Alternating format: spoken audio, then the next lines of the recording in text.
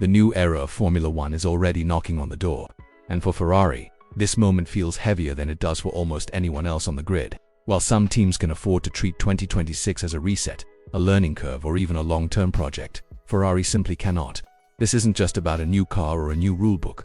This is about whether an entire generation of hope, talent, and belief was quietly wasted. When the first whispers of the next-generation car started to surface and rival, teams began running early test programs. It became impossible to ignore the sense that time is no longer on Ferrari's side. This isn't anticipation anymore, it's pressure.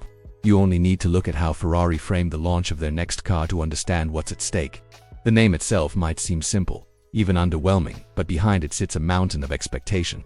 This car isn't being built to experiment, it's being built to justify years of compromise, disappointment, and unfinished business. Ferrari didn't just arrive at this moment by accident. They arrived here after seasons of believing that progress was just around the corner, only to watch rivals evolve faster, smarter, and more decisively. Every regulation tweak, every technical directive, every missed upgrade widened the emotional gap between promise and reality. What makes this era different is that Ferrari no longer has the luxury of patience. The team already chose its path by sacrificing an entire season to focus on what comes next. That decision alone tells you how serious the situation has become. When a team with Ferrari's history openly accepts short-term pain for long-term survival, you know something fundamental is at stake. This is no longer about fighting for second or third. This is about relevance, about credibility, about proving that Ferrari still understands how to win in modern Formula One. And here's the uncomfortable truth. This moment isn't just about Ferrari as a brand, it's about the people inside it, drivers who have given years of loyalty, engineers who have chased concepts that never quite delivered, leaders who are running out of excuses. Everyone is watching the same clock tick down, and everyone knows that the opening races of the new era will tell a story that can't be spun or softened. Before we go any further, let me ask you something. Do you see 2026 as a genuine fresh start for Ferrari, or does it feel like one last roll of the dice? Drop your thoughts in the comments, because this debate is only getting louder. And if you want to stay on top of everything happening as the new era unfolds, make sure you like the video and subscribe to the channel. We're pushing hard toward 2,000 subscribers, and your support genuinely helps more than you might think. Because to understand why this moment feels so final for Ferrari, you have to look back at how badly the previous season unraveled, and why walking away from it early became the only option left. Ferrari's problems didn't suddenly appear out of nowhere.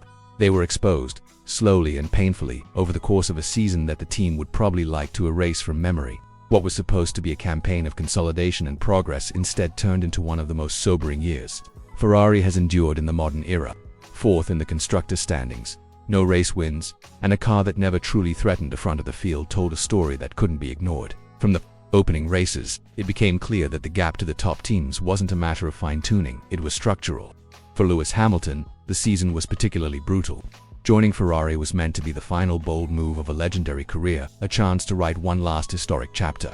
Instead, he endured a year without a single podium finish, something that had never happened to him before. Weekend after weekend, qualifying struggles and race day limitations left him fighting in traffic rather than chasing trophies. Even Charles Leclerc, who managed moments of brilliance, found himself stuck in a car that demanded perfection just to scrape competitive results. 7 podiums and a pole position masked a deeper issue. Ferrari were no longer building a machine that allowed their drivers to attack. They were asking them to survive. By the spring, the reality inside Maranello had become impossible to hide.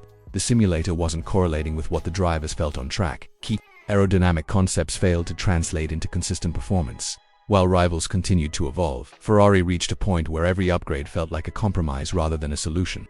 That's when the most controversial decision of the season was made.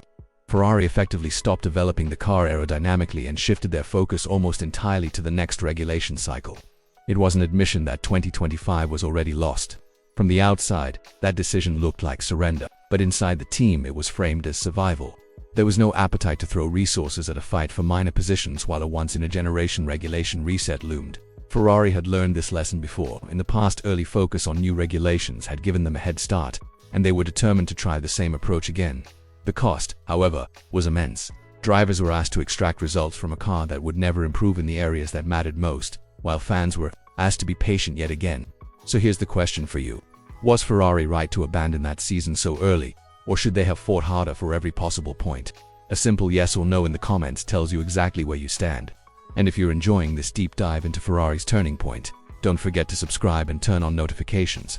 We're closing in on 2,000 subscribers, and staying connected means you won't miss any of the big stories shaping the next era of Formula One, because while that decision may have been about the future, it placed enormous strain on one man in particular, and it's his patience that Ferrari may be running out of next.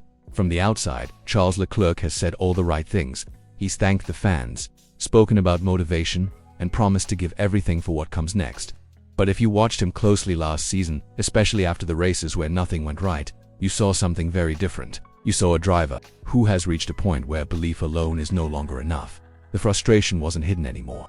It showed in his voice, in his body language, and in the way he talked about the future. This wasn't the frustration of a bad weekend. It was the frustration of someone who feels time slipping away. Leclerc has been at Ferrari long enough to remember when the ground effect era was supposed to be his era. Ferrari started early, they had momentum, and for a brief moment it looked like everything was lining up. But instead of building on that advantage, the team stalled. Rivals moved forward while Ferrari stood still, or worse, moved in the wrong direction. Technical directives, delayed regulation decisions, and internal missteps all played a role. But from a driver's perspective, the reasons stop mattering after a while. All that matters is whether the car can win.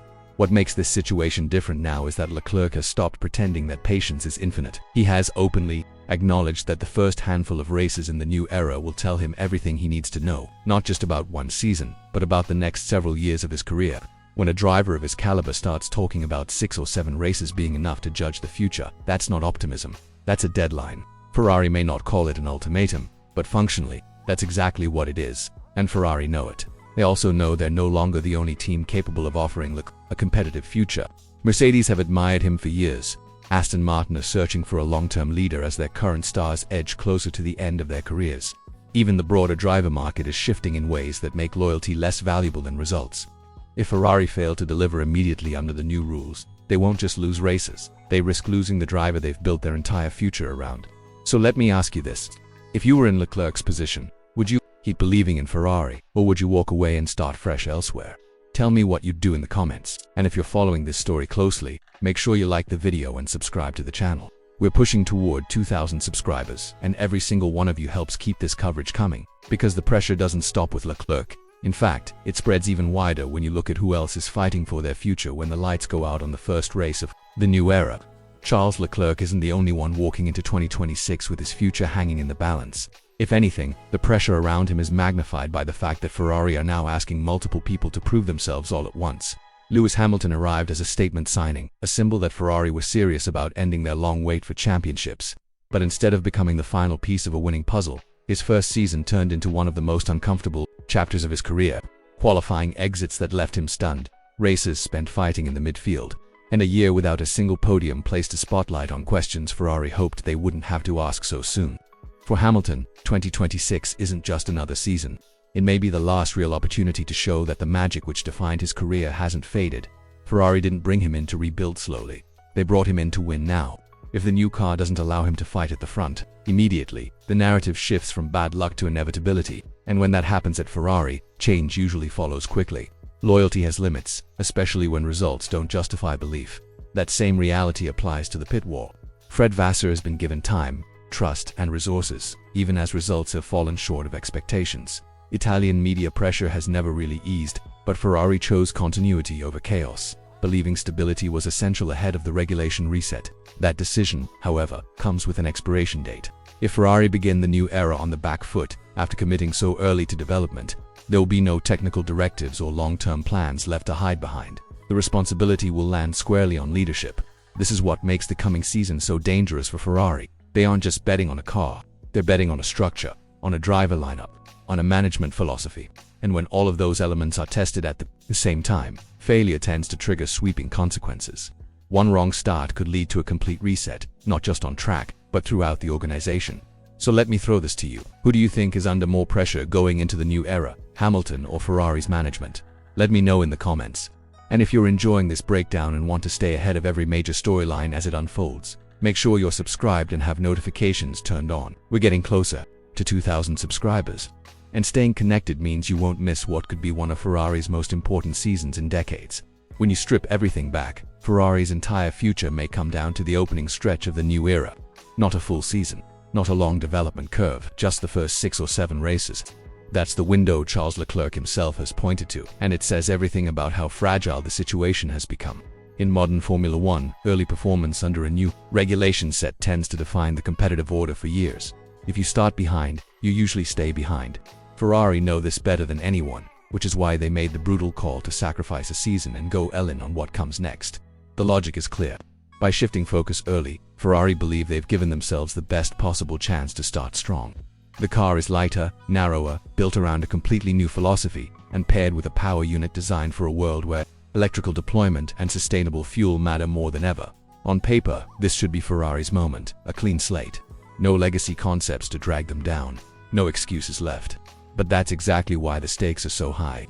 If they get this wrong, it won't just be another disappointing year. It will confirm a pattern that's haunted Ferrari for more than a decade. Those first races will answer questions that can't be spun away. Is the car fundamentally competitive, or does it require constant compromise? Can it perform across different circuits, conditions, and tire windows? Most importantly, does it give the drivers confidence that they can fight, not just manage? By race 6 or 7, Leclerc believes the picture will be clear. And if he can see it, so can everyone else.